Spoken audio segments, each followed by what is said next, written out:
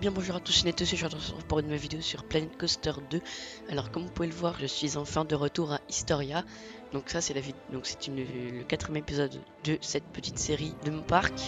Alors comme vous pouvez le voir dans ma nouvelle zone de Historia, c'est seulement ceux qui ont vu l'épisode, enfin la vidéo où je présente le DLC Sorcery, qui ont déjà vu cet endroit. Donc comme vous pouvez le voir, j'ai commencé beaucoup une zone en off.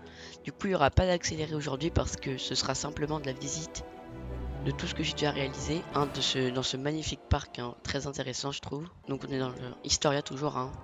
Ça ne changera pas. Après, donc je passe un petit coup ici à un moment parce que donc vous voyez que en fait donc dans ce parc là on a vraiment des évolutions un peu partout, donc faut que je passe partout, même si là je fais actuellement une vidéo sur ma partie sorcellerie là-bas tout au bout. Alors donc je vais vous présenter un peu ce qui se passe actuellement ici et les futurs projets. Donc vous voyez que ici on a un changement, une nouvelle tour de chute qui arrive. En fait c'est parce que la zone va complètement changer, vous êtes déjà au courant. Vous voyez pareil que tous les décors ici contre la façade ont disparu. C'est le début des travaux en fait, mais vu que ça représente une majeure partie des bénéfices cette zone Eldorado, parce que s'il n'y avait pas Quetzalcoatl, s'il n'y avait pas s'il n'y avait pas ce petit Tintamine, s'il n'y avait pas, tiens il est fermé, il n'y a pas Temple, s'il n'y avait pas le reptile, enfin vous voyez, sans tout ça, on perdrait une majeure partie de nos visiteurs. Donc on doit continuer de garder vers la zone, alors on va forcément fermer un moment, mais voilà. On a déjà commencé, vous voyez, à faire la zone centrale pour cette tour de chute. Vous voyez que c'est plus du tout la même ambiance, hein. Même si ça commence à se rapprocher vraiment d'une ambiance 100% Eldorado pur. Après, on va aussi prendre de la hauteur. Donc vous voyez que Quetzalcoatl nous est là tout le long. Et il y a pas Temple aussi. C'est moi, il tourne plus. Ah bah il vient de tomber en panne. Ah non, il n'y a pas Temple, ça c'est Chuck Rage. Bref, donc comme vous voyez, actuellement là, il prend une énorme place juste ici. Alors que je me suis dit, on pourrait carrément mettre une zone là et presque une troisième, ou alors une énorme ici encore. Bref, on a beaucoup trop de place.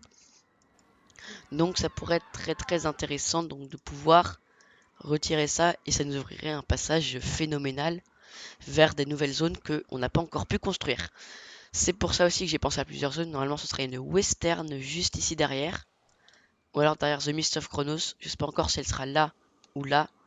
Mais c'est déjà dans nos futurs projets. Pareil, la zone viking, actuellement un peu laissée à l'abandon, je sais. Mais écoutez, voilà, j'y vais. À un moment là, je fais plus trop d'inspi, donc ça sert à rien d'essayer de continuer. Ça, le ping il est toujours pas droit, hein. J'ai fait des tests aussi, il peut tourner avec 4 trains, c'était inverted. Bah, intéressant, mais bon. C'est intéressant à savoir, mais dans cette vidéo, on va vraiment se préoccuper de juste ici, notre zone sorcellerie. Donc, on arrive par ici, soit depuis The Mist of Chronos, à la place de l'ancienne entrée de The Murk. Pour ceux qui ont vu la Theme Park Review, ils savent ce qu'était bien The Murk. Donc, on va commencer, on va faire de ici à là-bas. Hop, on démarre avec juste ce petit endroit. Donc, renfoncé dans le château, on a une sorte de sanctuaire avec un petit cristal qui vole. Il y a même un petit toit, je voulais vraiment faire une sorte de puits, mais version port de enfin qui porte un cristal. Et avec un petit toit et tout, même si c'est en intérieur pour montrer un peu. Ça fait un peu à la Harry Potter, je trouve, mais c'est aussi le but, hein, de ce château.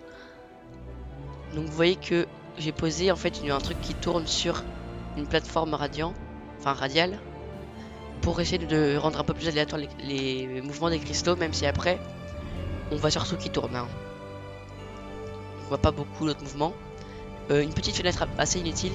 Ici on aura par la suite l'ouverture, soit de ce côté-là, l'entrée du petit coaster.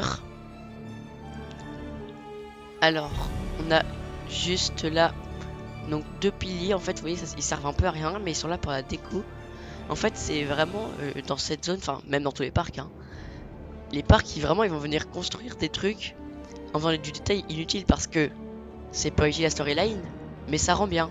Vous voyez, Alors que logiquement, ces deux piquets, ils sont rien censés porter, vu que vous voyez, enfin, pourquoi on sort du mur pour mettre des colonnes qui vont reporter ce mur? Enfin, vous voyez, c'est pas logique, mais voilà, c'est là et ça marche plutôt bien, je trouve. Après, donc, on va réussir, enfin, on va arriver à cet endroit-là, où on pourrait imaginer que des personnes vivant dans le château puissent venir contempler. C'est pour ça que j'aimerais bien trouver un animatronique de sorcier, mais vous voyez, pas sorcier comme ceux qu'on a à peu près à ce... hop, attendez. Sorcerer pack, hop, hop, hop. Vous voyez, si je prends, genre, le mage, par exemple, lui, ça pourrait rendre bien. Faudrait juste le mettre en boucle par défaut. Non, en boucle, du coup, statique. Non, pas vraiment en statique. Juste en, voilà, ambiance. Après, je suis pas sûr. Oh, si. Honnêtement, ça le fait déjà bien, donc... C'est pour ça, on verra si ça reste bien comme ça ou pas. Même ça pourrait être très intéressant de garder ça comme ça. Sinon, au niveau des détails à cet endroit-là, j'ai pensé à faire, vous voyez, une sorte de petit escalier pour arriver sur ces deux colonnes qui vont, on va dire, porter le petit toit au-dessus, alors qu'il n'y a aucun pot au-dessus, juste pour la déco, hein, toujours. C'est vraiment là-dessus qu'on va venir travailler à ce niveau-là.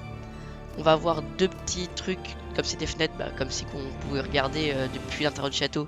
Cet endroit-là, après, ça manque d'une petite fausse porte ici, je trouve. Mais pareil, niveau réalisme, on n'est toujours pas parce que là, d'ici, ça marche très très bien. Mais en fait, quand on monte ici, on voit vraiment que là, il n'y a pas la place. Ou alors s'il faudrait marcher du travers, essayer de se tortiller, au lieu de marcher droit, hop, sur le côté, essayer de passer, bref. Mais voilà, toujours, on n'est pas dans le réalisme. Là, il n'y a pas de visiteurs, on est là. Enfin, dans les décors, on est vraiment toujours au niveau 2. On fait pour que ça rentre bien. Après, on a ce petit mur pas droit. Je veux le régler, mais le problème, c'est qu'il y a tous les murs par ici qui sont faits avec ça. Enfin, à partir de ce petit décalage. Donc je mettrais peut-être une colonne ou un truc comme ça pour pas que ça se voit trop. Parce que j'ai un peu la flemme honnêtement de refaire. Donc vous voyez qu'on a une arrivée du coaster à cet endroit-là. Hop. On voit donc on a une sorcière qui... J'ai pas encore bien réglé mon timing à ce niveau-là. Et pareil pour le mage ici. Quand nous lancer un sort, bam, vers l'avant. Mais on n'a pas assez de vitesse, on repart en arrière. Lui il va nous faire un petit truc vert, bam, pour nous repousser en arrière. Et là on s'y attend pas, mais hop. On arrive, on remonte toute la flèche pour repartir en avant et hop, on va juste ici, au bout, là où c'est pas fini. Donc c'est un swing launch, hein, j'en ai profité. Qu'il soit présent, c'est très pratique. Si j'avance ici, donc dans cet endroit, parce que ça reste du château, c'est important. Vous voyez que je vais faire un peu genre une salle de... Voilà, en fait, ça nous jette des sorts dans tous les sens, mais je vois pas en fait d'idée encore de pourquoi ils devraient tous nous jeter des sorts, etc.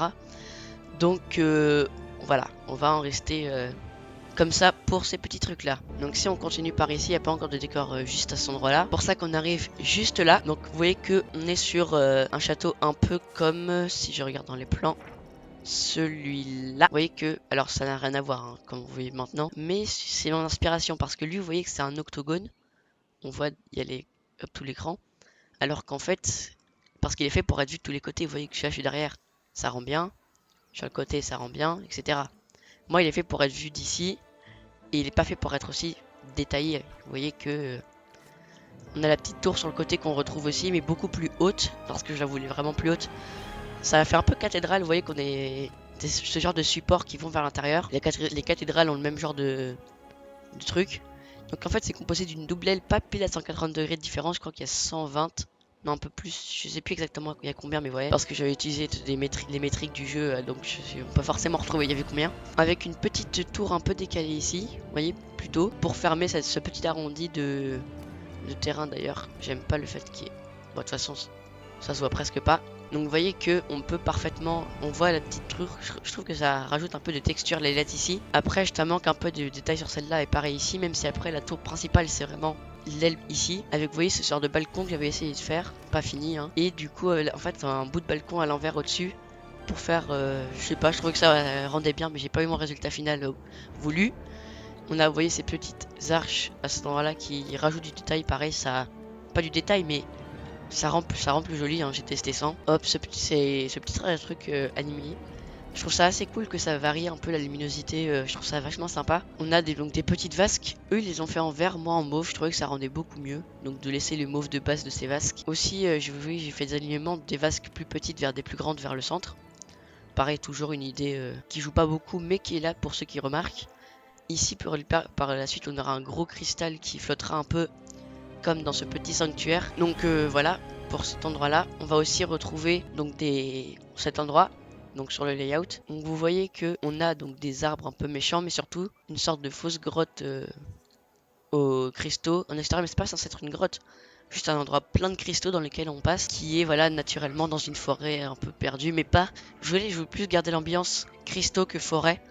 Donc c'est pour ça qu'il y a que trois petits arbres pétés, que bah voilà. Après, je vais dire pourquoi du bambou comme ça. Bah écoutez, ça cache bien, et je trouve que ça de l'extérieur ça rend bien. Mais vu qu'on rentre dans ce sens-là par le coaster, on les voit plus, on les voit plus, on les voit plus. Et quand on arrive ici, bah en fait, c'est pas. Vous voyez, là c'est pas notre sujet principal de vue. Ça va vite et hop, là vraiment on se rend plus compte, on se rend pas vraiment compte qu'ils sont là et même ça fait bah, voilà le retour un peu à la joie, puis au monde cristaux un peu horreur. Enfin, horreur. Faut que je pèse mes mots, hein, parce que là c'est pas vraiment horreur quoi. Après sinon, on va pouvoir retrouver donc la station. Il y a encore rien, mais voilà, je voulais juste montrer ça. Et cette petite tour juste ici au-dessus, vous voyez, avec un petit filier de fumée. Mais après, on le voit presque pas, c'est ça qui est triste. Donc peut-être le retirer parce qu'on le voit pas du tout. Donc c'est même pas le sommet du château, je crois que celui là-bas est plus haut, il culmine à 32 mètres, la petite pointe là-bas. Si je me gourre pas, donc en fait c'est pas très haut, on pourrait croire, hein, mais l'objectif c'est vraiment de se mettre un effet de perspective au max. Juste pour pas que ce soit si haut après, on n'est pas sur le château de Disneyland Paris qui utilise le même principe, enfin vous voyez qui rapetisse à chaque fois les étages au fur et à mesure pour faire paraître qu'il y en a plus et donc c'est plus alors qu'il fait que 50 mètres. Enfin, que 50 mètres c'est déjà ça le truc, hein. 50 mètres j'ai envie de dire que bah pas vraiment. Donc après on va je vais vous laisser avec un petit on-ride du coaster pour que vous voyez un peu tous les détails. Quoique attendez, j'ai pas encore montré des points. Donc ici on a, vous voyez donc un bout de château pas encore détaillé, mais que voilà, je souhaitais absolument faire parce que je trouvais que bah voilà, en fait c'est pas un bout de château, vous voyez, c'est une animation donc dans le coaster. Pour ça que je voulais bah, absolument le garder. Et donc faut réussir à faire du détail juste à cet endroit là. Donc vous voyez qu'on a une petite sorcière, en fait vous allez voir l'animation quand le coaster y arrivera. C'est pour ça que moi je vais vous dire. Donc voilà, on va se laisser là-dessus. J'espère que vous avez bien présenté la zone. Au revoir à tous, c'était Neteus. À la prochaine. À plus.